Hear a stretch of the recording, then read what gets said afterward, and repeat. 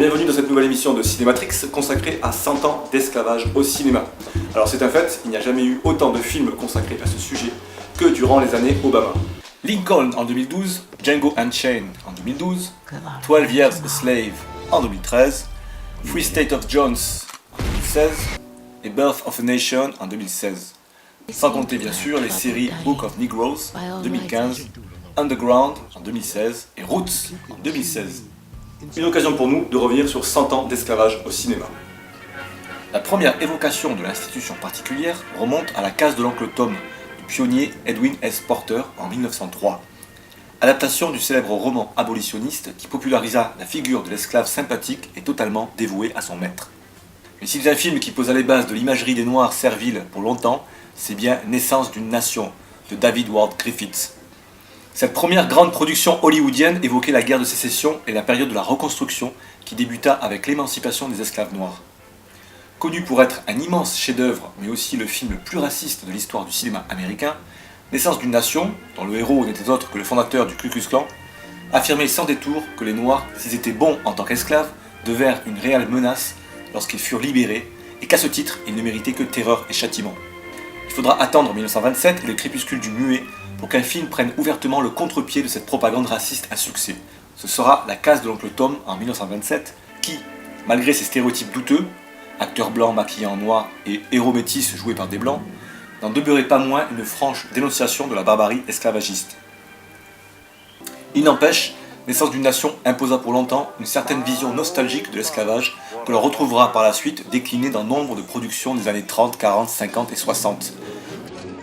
Un vrai tournant dans le traitement de l'esclavage au cinéma s'opéra cependant en 1968, année de rupture s'il en est, qui vit la disparition de la censure, l'émergence du nouvel Hollywood et la radicalisation des mouvements noirs, parmi lesquels les Black Panthers.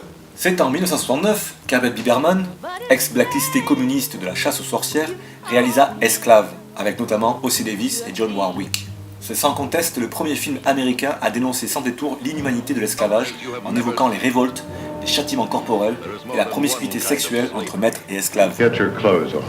On retrouvera un peu plus tard ce dernier sujet sulfureux au centre de Black Snake de Russ Meyer en 1973, puis de Mandingo de Richard Fletcher, une œuvre crépusculaire et sordide qui évoquait la décadence du vieux Sud via l'attirance sexuelle malsaine du maître et de la maîtresse de maison pour les esclaves serviles à grand renfort d'érotisme SM. Le sujet sembla d'ailleurs porteur puisqu'une suite fut réalisée intitulée Drum, avec, encore dans le rôle de l'étalon noir, l'ex-boxeur Ken Norton.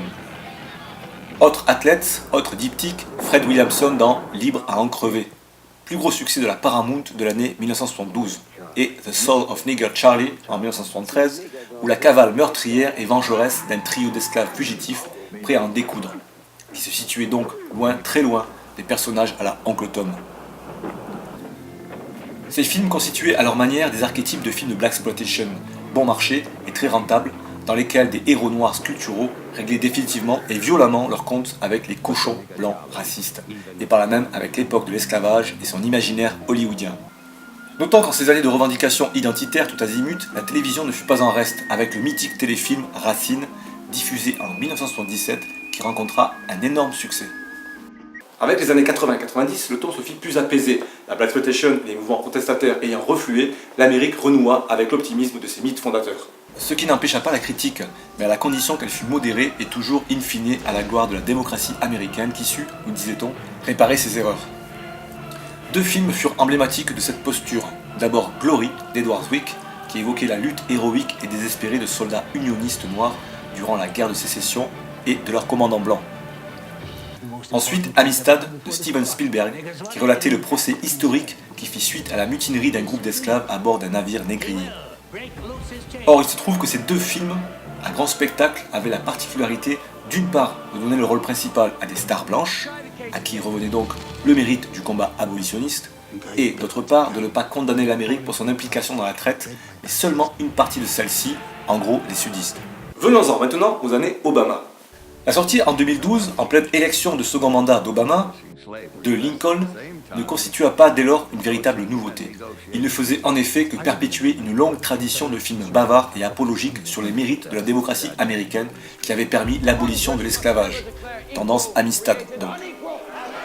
Quant à Django Unchained, Il ne faisait lui que recycler les recettes bis du spaghetti et de la Blacks, tendance Nigger Charlie. On retiendra surtout que la grande différence entre ces deux films, c'est que seul le second offrait le premier rôle à un noir. Le vrai changement viendra en fait de deux films réalisés par des cinéastes noirs, 12 Years a Slave de Steve McQueen et Birth of a Nation de Nate Parker.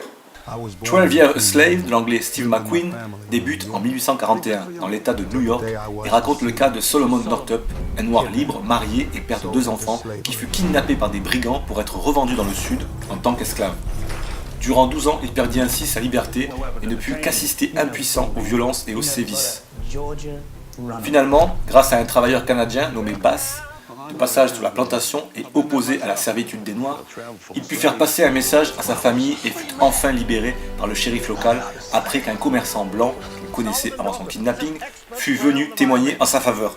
The Birth of a Nation de Nate Parker raconte lui la vie d'un autre célèbre esclave ayant véritablement vécu entre 1800 et 1831, celle de Nat Turner, un noir captif qui savait lire et devint pasteur, mais qui, face à l'injustice dont il fut le témoin en prêchant sur les plantations, mais aussi dont il fut la victime, il eut droit au fouet, décida d'organiser un soulèvement d'esclaves.